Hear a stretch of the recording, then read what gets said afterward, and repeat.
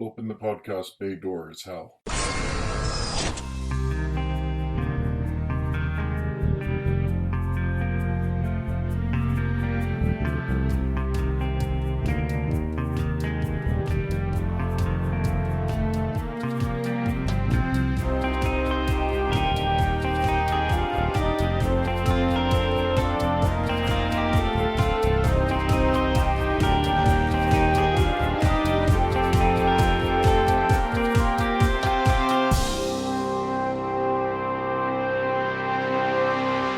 Hello everyone and welcome to episode 38 of Welcome to Geektown.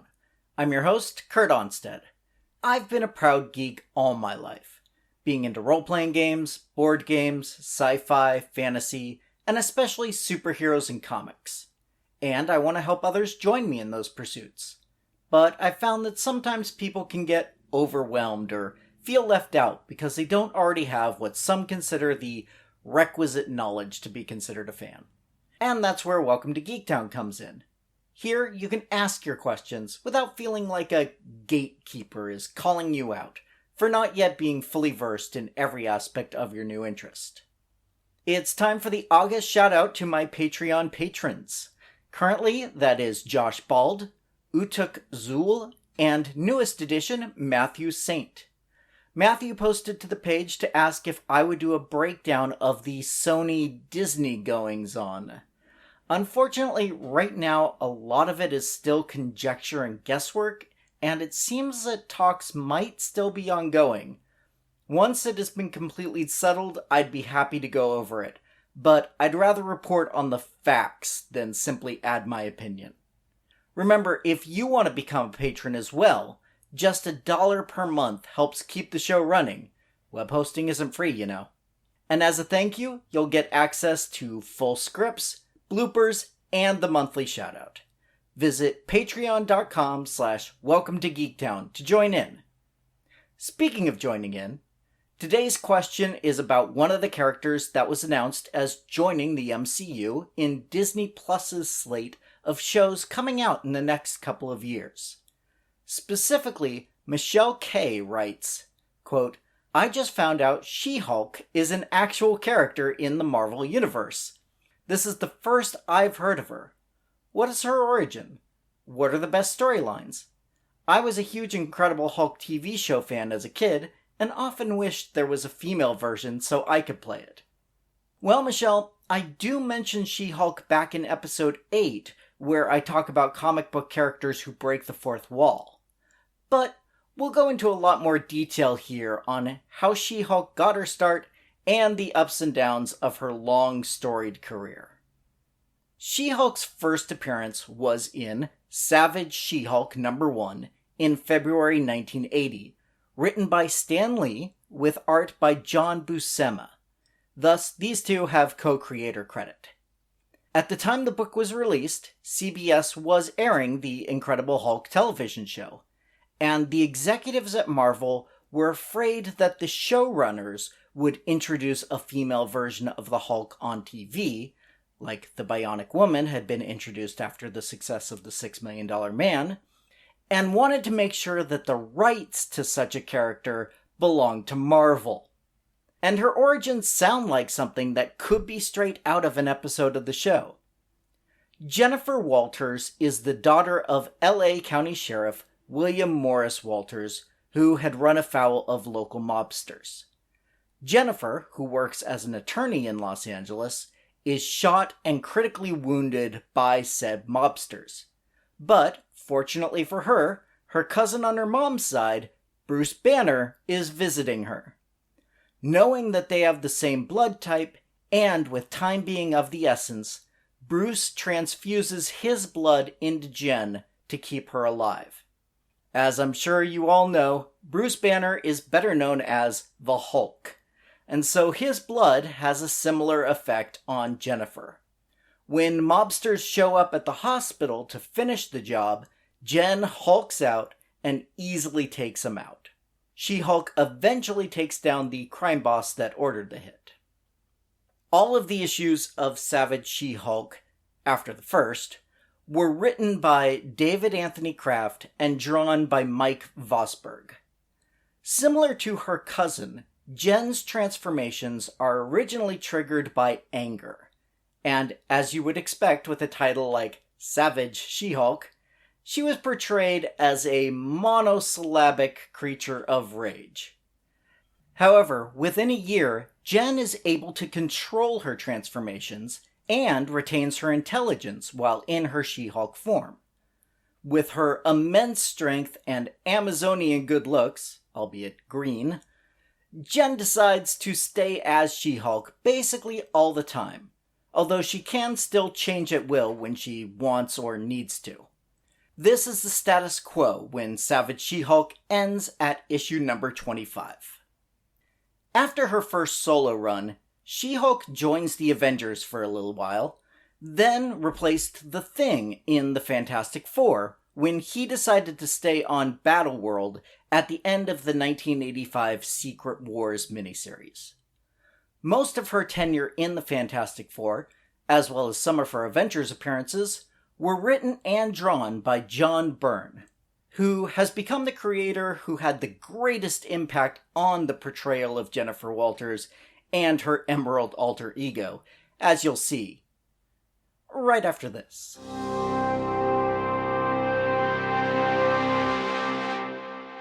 There are a lot of ways you can listen to Welcome to Geektown. But did you know that you can actually get paid just for listening to this, or almost any of your other favorite podcasts?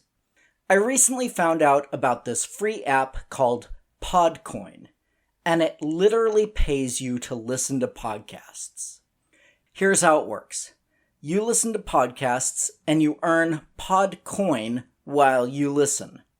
Then you turn that Podcoin in for gift cards at places like Amazon or Starbucks. Or if you're feeling generous, you could even donate that Podcoin to charity. The more you listen, the more you earn.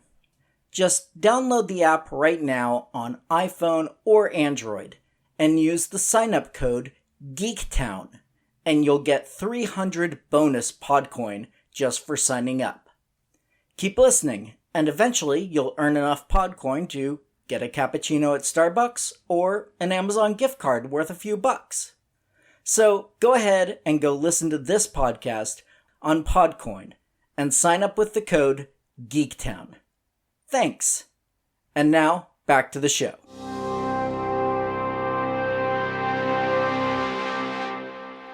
During She-Hulk's membership in the Fantastic Four, Jennifer was exposed to radiation while trying to prevent a leak in a crashed SHIELD helicarrier.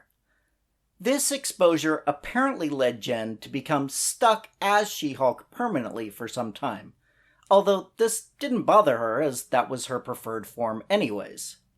When Ben Grimm returned from Battleworld, Jennifer rejoined the Avengers. Then, it was in 1989 that She-Hulk finally got her own solo title again, and it's this book that changed things for Jennifer forever. Titled Sensational She-Hulk number 1, both written and drawn by John Byrne, it was in this book that Jen is first shown to be aware of the fact that she is a comic book character. In this run, and concurrent guest appearances, She-Hulk will talk directly to the reading audience, the author, and occasionally appeal to the editor to rein in the silliness. Sensational She-Hulk was primarily a humor book, mocking many tropes of the comic book medium and the industry itself. Although John Byrne is primarily associated with the book, he wrote and drew less than half of the run, and others, including Howard the Duck creator Steve Gerber, British writer Simon Furman, best known for his work on the Transformers comics, and now superstar artist Brian Hitch, all contributed their own unique touches to the series. One of my favorite bits from this run is near the beginning of the series, when Jennifer meets another character with comic awareness, Louise Mason, who was a real Golden Age superhero named the Blonde Phantom. She had arranged for She-Hulk to work in the same office as her, so that Louise would stop aging, as comic book characters that are in ongoing series don't do so, but do age when off-panel, as demonstrated by characters like Submariner staying the same age, while lesser-known World War II-era characters reappear briefly only to be shown aged and then die. This is a typical example of the sort of storytelling devices that Byrne and the other writers would draw a satirical eye to over the 5 years the book was published. After Sensational She-Hulk was eventually cancelled, during the comic book crash of the mid-90s, Jennifer spent some time in comic book limbo herself, making appearances in Heroes for Hire, Fantastic Force, and occasionally in the Avengers. During this period, Jen's fourth wall breaking is rarely, if ever, referenced, as the storylines she's involved in are more serious. She eventually becomes a full-time Avenger again, shortly before the events of Avengers Disassembled. In this storyline, which was a prelude to House of M, a story I've mentioned a number of times, starting as far back as episode 2, there are a number of Avengers who are seemingly killed or grievously wounded. She-Hulk, unknowingly under the influence of the Scarlet Witch, reverts to a more savage form and ends up tearing Vision in half. It eventually takes the Hulk himself to bring his cousin down and allow her to control herself again. This leads into She-Hulk's next ongoing series, released in 2004, titled simply She-Hulk, which ran for 8 issues, then took 8 months off, and was rebooted as Volume 2, keeping the same creative team. The book was written primarily by Dan Slott, who later went on to write a celebrated run on Amazing Spider-Man, with art by a number of artists, although Juan Bobillo drew the entire first volume plus the first few issues of the second, so deserves special notice for creating the look of the book. With psychological counseling and some technological help, Jennifer is able to once again control her transformation into the Jade Giantess, but is learning to spend more time as non-powered lawyer Jennifer Walters, as part of the agreement with her new firm is that while she is on the clock, that she will not Hulk out. The law firm she's hired by, named Goodman, Lieber, Kurtzberg, and Holloway, appropriately enough specializes in superhuman law. If some of those names sound familiar, that's with good reason, although it's also understandable if they don't ring a bell. Martin Goodman was the first publisher at Marvel Comics, and then Lieber and Kurtzberg are the last names that Stan Lee and Jack Kirby were born with, respectively. Holloway is a character in the book and not named for any real-world Marvel royalty. If I had my way, it's this run specifically that Marvel would draw most of their inspiration from when creating the show. Think Ally McBeal or The Practice with superheroes. Bizarre legal cases that can only come from a world where clones, parallel universes, frequent resurrections, and other sci-fi tropes are a constant, mixed in with personal stories about Jennifer and the rest of the legal team, which includes an android office worker and a shape-shifting process server, among other unique characters. During this run, the title tied into many of the big crossovers, including Civil War, where she acted as Speedball's attorney after the Stamford tragedy, and World War Hulk, where she once again fought her cousin after his return from being exiled in space.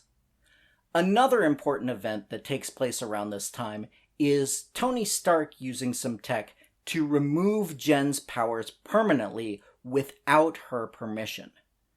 Through some unique circumstances, she does eventually get them back, but while depowered, Jen sues Tony for this violation. Peter David took over the book in the last year of its publication. Jennifer was disbarred due to revealing privileged information, but continued to work for the law firm, albeit in their bail bond division as a bounty hunter, paired with a disguised Skrull named Jacinda.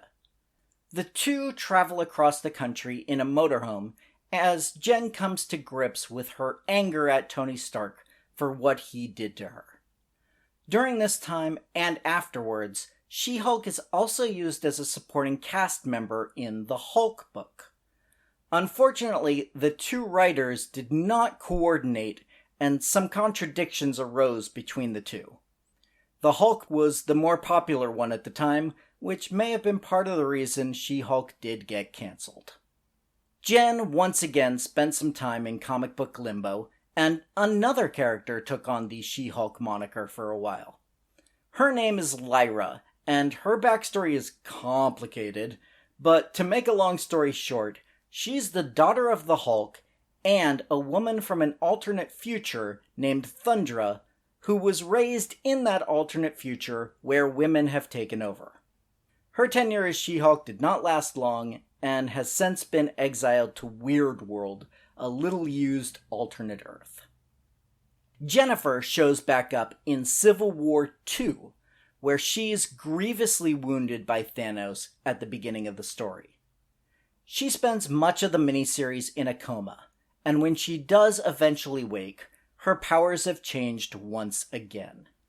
Instead of her toned green form that she could change into at will, Jen now only transforms when angry or afraid, much as she did in her first Savage She-Hulk appearances, and now appears as incredibly muscular with gray skin covered with glowing green scars, and is much more menacing than she was in any of her previous appearances. Her brief solo title during this time was simply titled Hulk, since one of the other big events of Civil War II was the death of Bruce Banner. There was no competition for the title. He does get better, of course. I'm sure we'll cover that in a future Death Becomes You installment one day.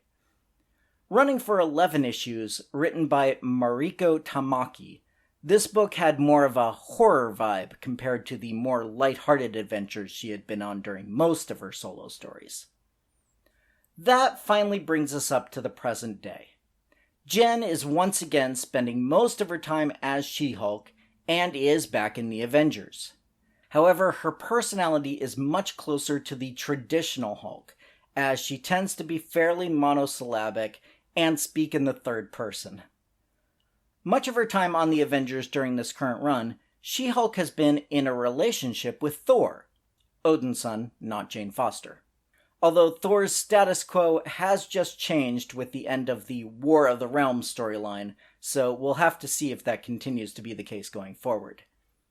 Jen's actually spent much of her time in various romantic relationships, including, among others, Star Fox, John Jameson, J. Jonah's son, Tony Stark, S.H.I.E.L.D. agent Clay Quartermain, and Hercules.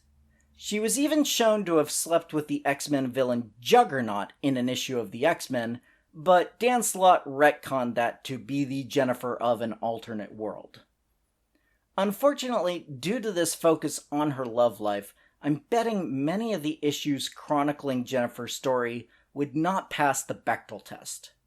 But other than that, She-Hulk is a strong feminist icon as a powerful, independent woman who combines brain and brawn, most of the time, and has stepped out from the shadow of her more famous cousin to become a popular character in her own right. I'm really looking forward to continuing to read her adventures, as well as seeing her in live action, starting sometime in the next couple of years. I hope that helps you out, Michelle. As always, questions are appreciated, as they let me know what you want to hear more about. So if there's anything you're curious to know, let me know by sending an email to welcometogeektown, all spelled out, @gmail.com. Or you can ask anonymously by filling out the form at www.welcome2, the number 2 in this case, geektown.com. Other contact options include facebook.com/welcometogeektown or Twitter @geektownpodcast. Also, if you'd like to support the show directly, come join the Patreon at patreon.com/welcometogeektown for just $1 per month to get access to full scripts of the show, outtakes, and a monthly shoutout. You can also help the show grow by subscribing and giving a 5-star review over on Apple Podcast. To join the Geektown City Council, which helps other people find the show, so we can all tell them, welcome to Geektown, population, us. Welcome to Geektown is written, narrated, edited, and produced by me, Kurt Onstead. Theme music is by Aaron Levitz, logo art by Archie Santana. All other sound clips are the copyrighted material of their respective owners, and no infringement is intended. Falling